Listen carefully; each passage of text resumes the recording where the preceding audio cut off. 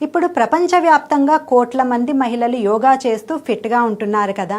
కానీ ఒకప్పుడు యోగా అనేది కేవలం మగవాళ్లకు మాత్రమే పరిమితమైన విద్య అని మీకు తెలుసా? మరి అలాంటి యోగాను మహిళలకు పరిచయం చేసి ప్రపంచవ్యాప్తంగా ఒక ట్రెండ్గా మార్చిన ఆ ఫస్ట్ లేడీ ఎవరో కాదు, ఇందిరాదేవి.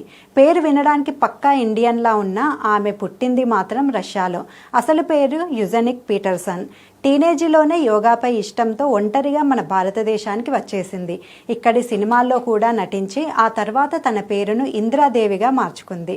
అప్పట్లో ఒక విదేశీ మహిళగా పురుషాధిక్య యోగా ప్రపంచంలో అడుగుపెట్టి ఎన్నో అవమానాలు భరించి మరీ యోగా నేర్చుకుంది.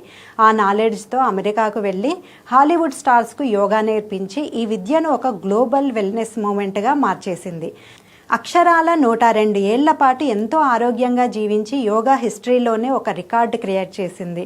మరి మగవాళ్ళకే పరిమితమైన యోగాను ఆడవాళ్ళందరికీ ఫేవరెట్గా మార్చిన ఈ రష్యన్ యువతి స్టోరీ మీకు నచ్చితే ఇప్పుడే లైక్ చేసి వెంటనే షేర్ చేయండి.